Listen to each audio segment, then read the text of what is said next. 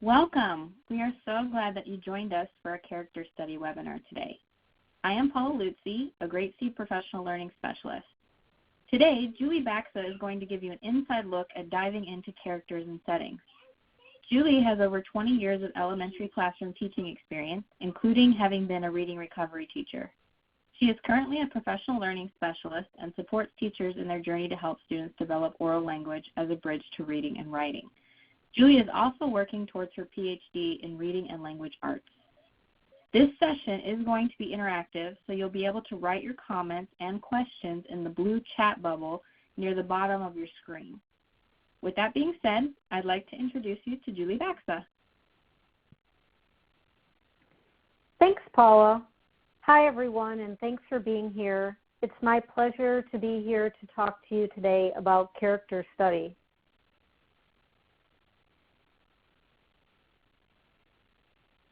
Today we're going to delve into the topic of character study. Specifically, we'll look at ways to teach children about characters' feelings, how the character interacts with the setting, experiences and adventures the characters have, as well as the characters' thinking and speaking in the story. As Paula mentioned, this will be an interactive session where you'll have the opportunity to participate using the chat bubble. So please have fun participating along with us. One important idea as we begin is to consider what your students already know and to be able to build upon that knowledge. So even though today I'll show Common Core state standards about what is expected at each grade level from kindergarten through second grade, you may need to back up and teach standards from previous years if your students are not able to independently control or haven't mastered the expectations from those years. So remember to use the gradual release of responsibility. Provide modeling of each skill or strategy, time for guided practice where you help students, and time for students to independently practice all of the strategies that I'll review today so children can, in the end, confidently control them on their own. So let's get started. The first thing that we'll do today is to review some Common Core state standards since they're used in 41 states. But if you don't live in a state that uses the Common Core state standards, your state likely has some similar standards regarding reading and specifically character study in kindergarten, first and second grade. So as you can see, starting with kindergarten, character study is always done with prompting and support. We're going to help kindergartners as much as we need to. And in kindergarten, we want them simply to be able to identify who the characters are, where the setting is, and what the major events are in the story. Whereas in first grade, you can see that the focus has changed from identify to describe. And children are asked to be able to describe those characters, the setting, and the major events using key details.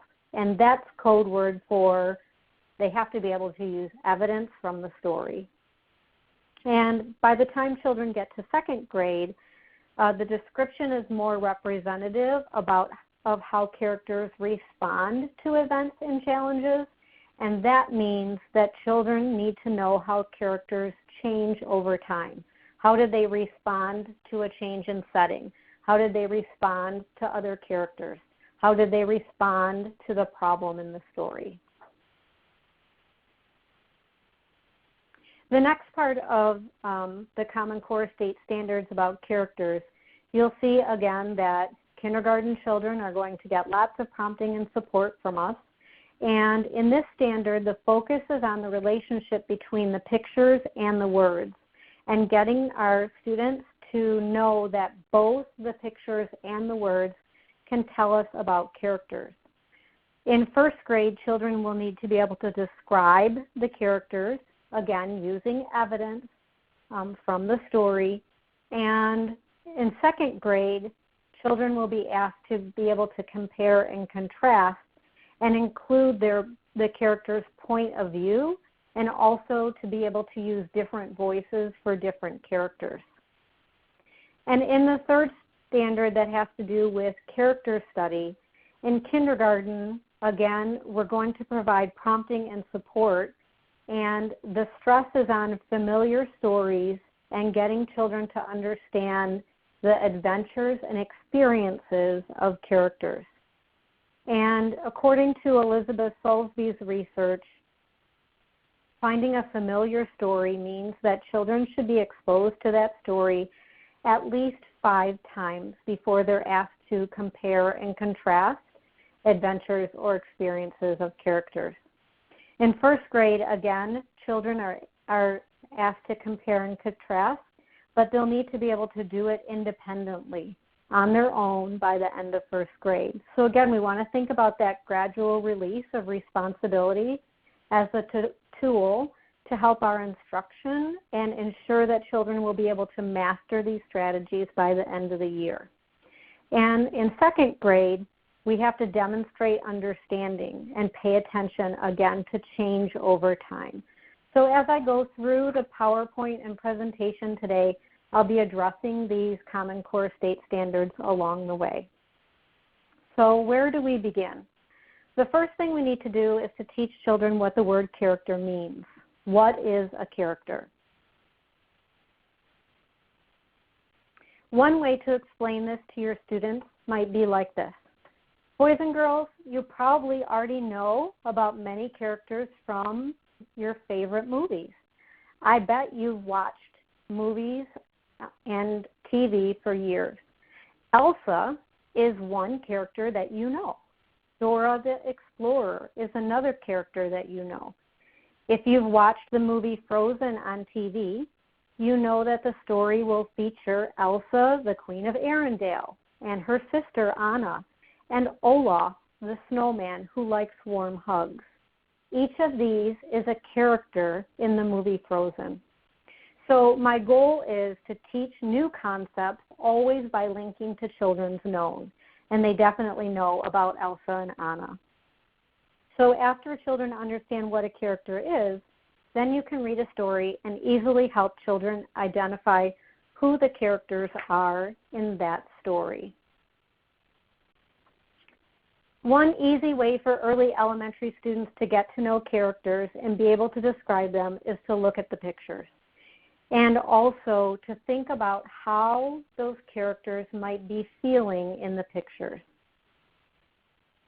You might say something like this to your students. We all have feelings, boys and girls. Sometimes I feel really happy, and there are times that I feel really sad. And some days I feel really frustrated and mad, but later in that day, I might feel really excited about something good that happened. So I'm going to show you how I look at the pictures and try to tell how the characters are feeling just by looking at the pictures. And so then I'll bring out my story and I'll model for them. So let's try it with the story, The Dancing Pig. I'll go ahead and model. So I would explain to my boys and girls that I can tell from the pig's facial expressions that he's feeling happy. He's holding up his hat, he's in a dancing pose with his hand on his hip, and he's smiling and winking as if something great just happened. This page is difficult for me to tell how the characters are feeling because the characters are too far away.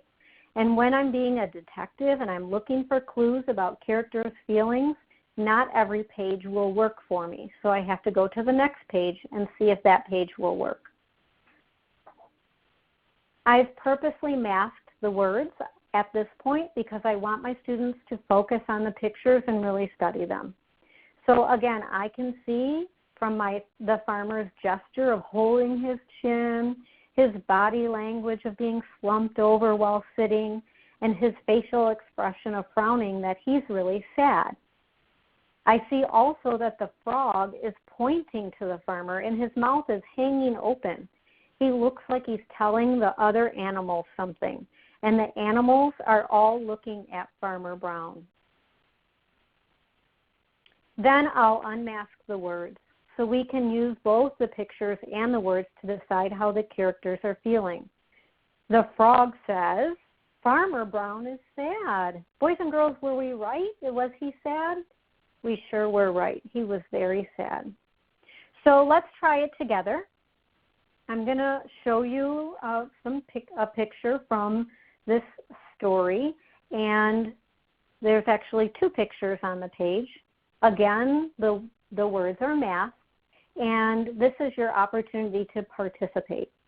So what you'll do is you'll type in the chat bubble, how was the pig feeling at first, and how do you know? Or you can choose to write about the pig and how the pig was feeling later, and how do you know? So I'll give you a minute to go ahead and type in the chat bubble.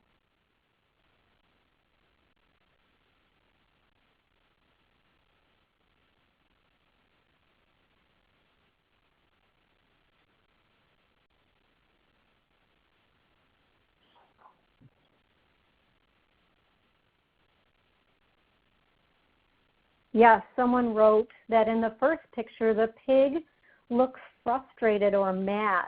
His mouth is in a frown. It's facing down. Good. Someone else wrote that in the second picture, the pig is smiling and looks happy and might even be dancing because there's little swirls around him that shows movement. So that's exactly what we want to teach our boys and girls to do, to go ahead and look at the pictures and make a prediction or a guess.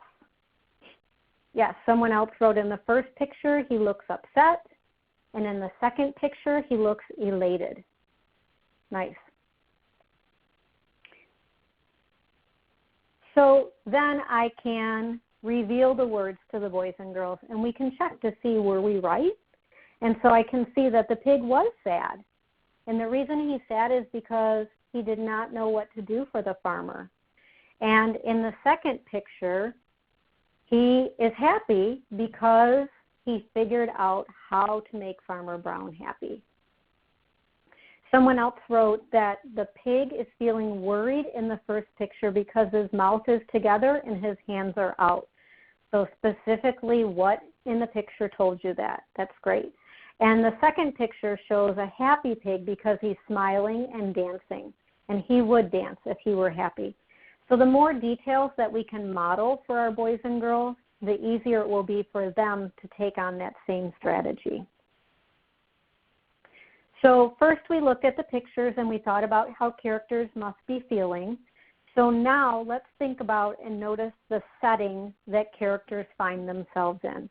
Both of these strategies require students to study the pictures, and this can be accomplished before reading, during a picture walk, and then confirmed during reading.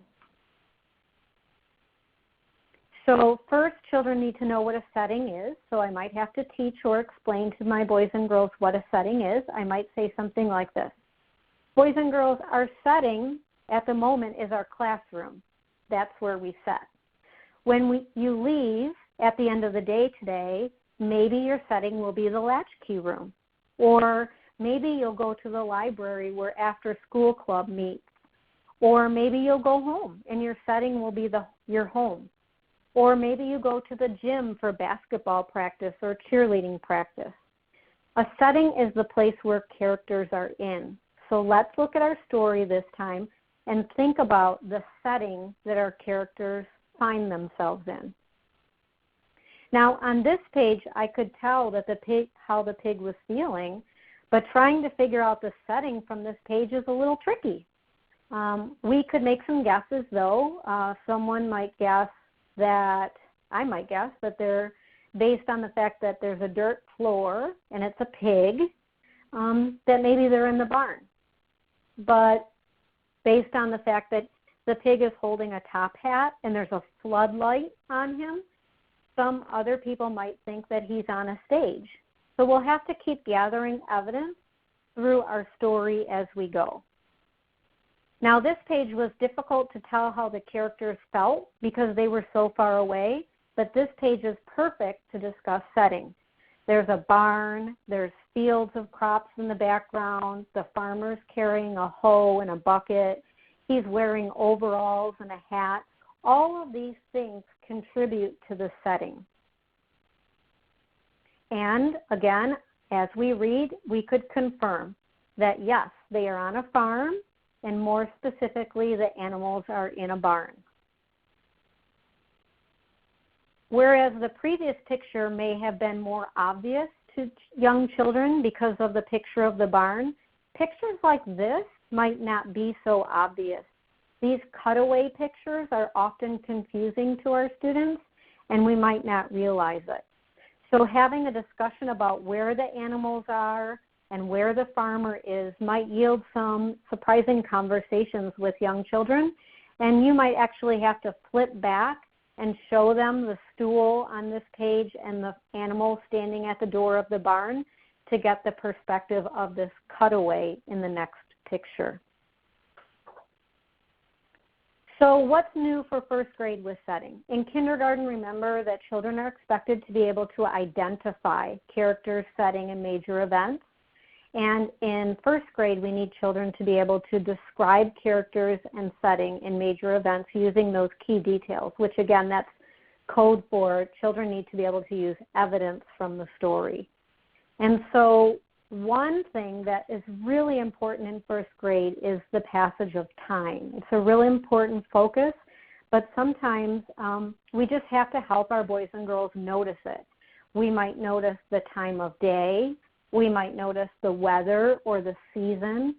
If it's a story where there's a particular place in history, like for example, maybe something happened in the 1920s, we'll want to identify that in relation to today. And another really difficult thing sometimes for young children is the passage of time during a story. So maybe the story starts during the summer and then the children go back to school in the fall. So time has passed during the story. But some young students especially confuse the passage of time with how long it takes for you as the teacher to read the story to them. So that can be a confusing topic for young children. All right, so next we want to add on to our characters by looking at their experiences and their adventures. And this will help your boys and girls be able to retell stories. So at first, children will identify different experiences like going to the zoo, but with your prompting and questioning, yes, you're right, boys and girls, they did go to the zoo. But what did the characters do at the zoo? Through that prompting and support, we can get to more key ideas and key details.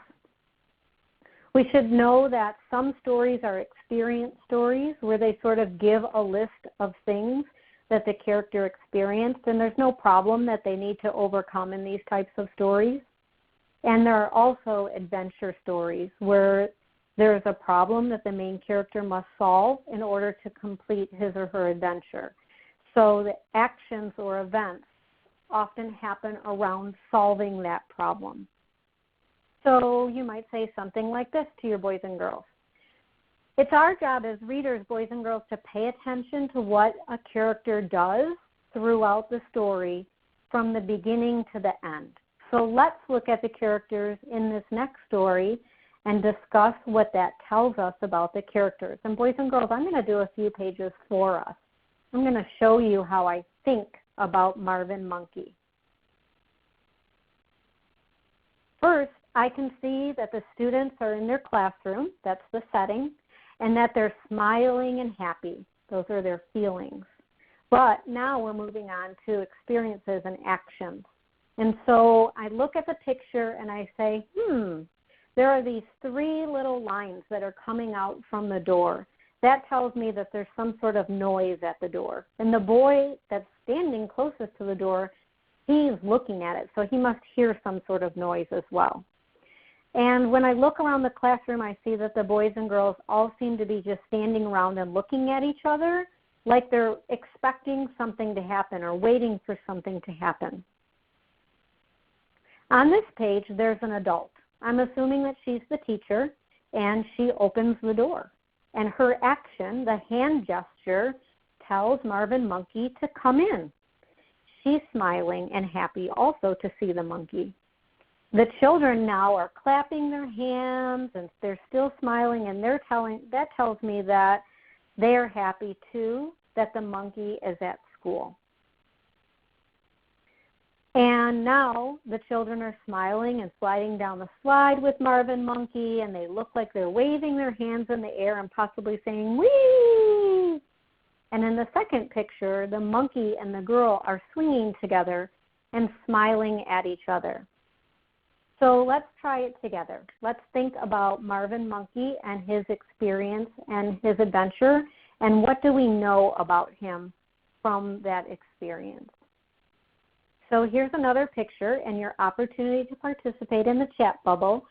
What are the characters doing and why are they doing it? So again, you can choose either the first half of the picture or the second half of the picture, and I'll give you a minute to type in the chat bubble.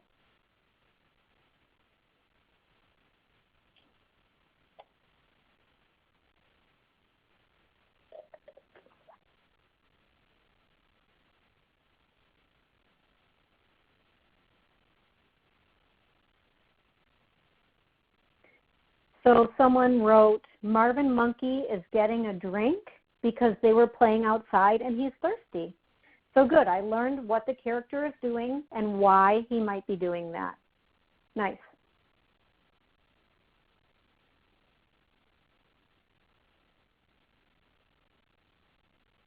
Someone wrote that it looks like the boy and girl have to help Marvin up to the drinking fountain and that they're helping him.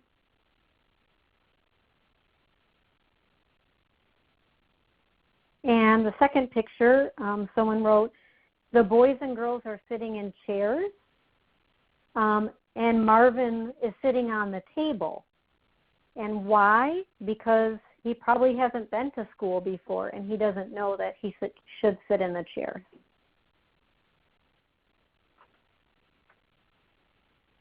Good, thanks for participating, and let's keep on moving. Let's think about what's new for first grade with actions and events.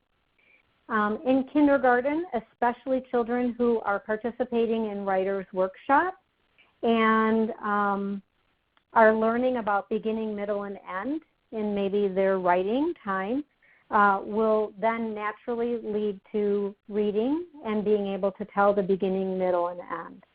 Where characters' actions in first grade need to kind of step it up a notch, and that would be being able to tell what happened first, what happened then, what happened next, and what happened last. Our fourth strategy in character study is to imagine what characters are thinking or saying. And you might say something like this to your boys and girls. Boys and girls, as we continue to get to know characters in such a close way, we can get to know them through their thinking and by what they say. And what they say is called dialogue. Everyone say dialogue. That's a new word, dialogue. It means what people are saying.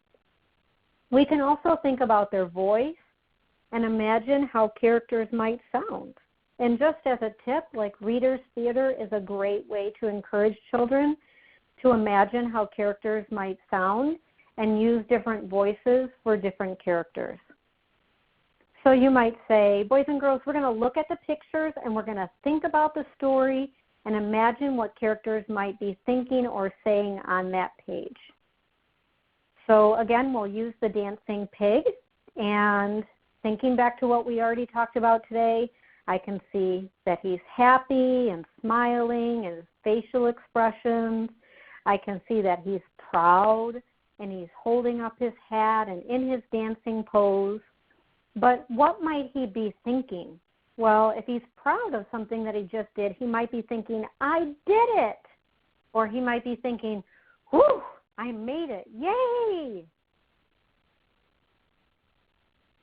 We can see that all of the animals are waiting at the barn door for the farmer as he walks to the barn.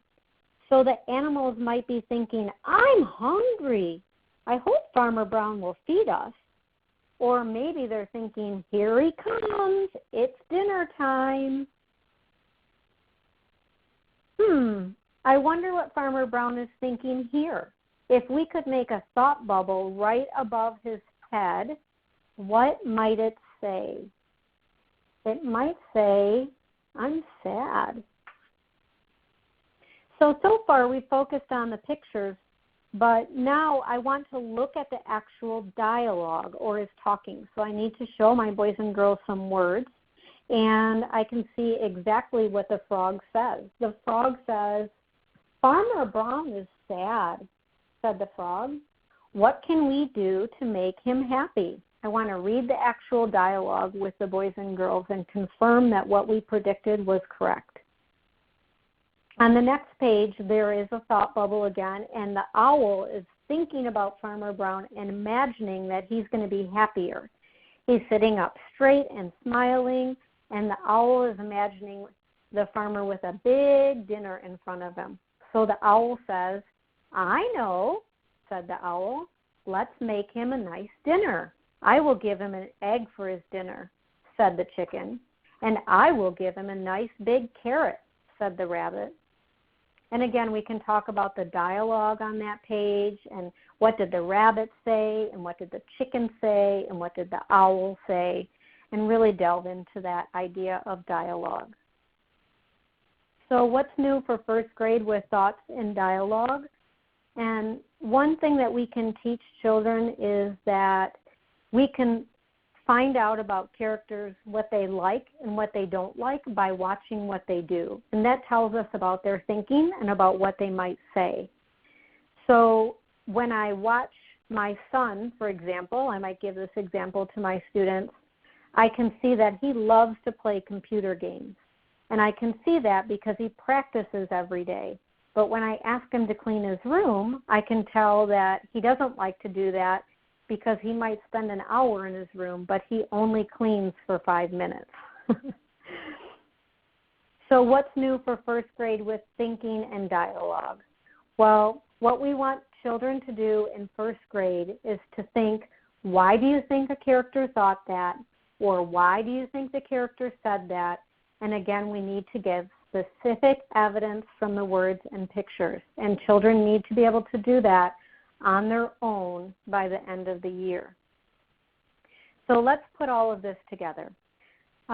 We need children to be able to read and look at the pictures to say what they've learned about characters. We need them to think about the feelings of the characters, the thoughts, the actions, the experiences and adventures, and the settings in order to get a full picture of the character and how they are in the story. So there's a couple ways that you can do this. Some teachers prefer, again, to do a picture walk first and sort of mask the words along the way and make predictions.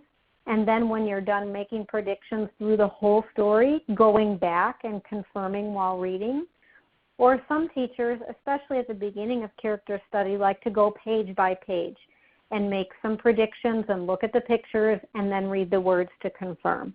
And both of those are great teaching strategies that you could try with your boys and girls. Another thing that you can do is to make a character web. And this helps boys and girls keep track of the feelings, the setting, the experiences and adventure, the thoughts and dialogue. And of course, you don't have to make one of these webs in one day. One day you might read a story and think about just feelings and write down all of your evidence. And then the next day you might read the same story again and just look at the setting. And the next day the experiences and adventures, and so on. As children get more adept at this strategy, during Reader's Workshop time, children can be given Post-it notes, and they can come up and put their Post-it notes on the chart of what they thought the character was feeling. So a nice little formative assessment as well. And as time goes on, these charts can get more and more complicated, where we include dialogue and actions and thinking and even an evaluation on the part of the student. So before we wrap up, I just want to talk about second grade just a little bit. And the really important thing with second grade teachers is that we need to make sure that students have mastered what they had to learn in kindergarten and what they had to learn in first grade before we start to build on that. So we need to review and review and review as much as we need to so that we can get children to the point where they approach a story knowing that at least one character is going to change in the story, and how they will change and why will they change. And what will that help boys and girls do? It helps them develop that understanding. And that's what the Common Core State Standards said, that they had to be able to develop an understanding. Again, which character changes, how the character changed, what made the character change. And that helps us also set a purpose for reading. So I might say, boys and girls, today we're going to read this story, and we're going to find out which character changed in the story and how he or she changed and why he or she changed. This also leads us to the author's purpose, the theme of the story, the main idea. For example, in that dancing pig story, Farmer Brown and the pig were both sad. But once the pig started dancing, they were both happy. So the author's purpose was to get children to understand that you don't have to give someone something to make them happy. You can just spend time with them and have fun together. Another really good way to assess boys and girls to see if they're using information from the story to develop an understanding, which again, that's what the Common Core State Standard says, use information to develop an understanding, is by asking this type of evaluation question. Would you want this character to be your friend? Why or why not? And even further, you might ask, would you want this character to be part of your family? Because it's one thing to have a friend who has a little bit of fun and maybe is a little bit mischievous, but it's another thing to have to live with them all of the time. So children might have different answers to both of these questions. And the goal is that by the time we get children to third grade, they have to learn to expect and anticipate that multiple characters will have multiple changes over time in the story. And students need to be able to hold all of that information in their head so that they can discuss and analyze and explain and draw conclusions. So that's sort of the goal, is that we want to get them to the point where in third grade they're able to keep track of multiple characters over time. So I know that I am a couple of minutes late, and I really appreciate the fact that you hung on with me all the way till the end. If you have any questions, please feel free to contact me at the email address on the screen. And again, I thank you so much for attending our webinar today. I hope it was really helpful. And I'll go ahead and turn it back over to Paula. Thanks, Julie, for sharing about characters in this webinar. That is all the time we have. So following the webinar, there will be a quick survey to gather your feedback. We would appreciate you taking just a couple of minutes to answer the questions for us. But that is all we have. So thanks again for joining us today, and have a wonderful evening.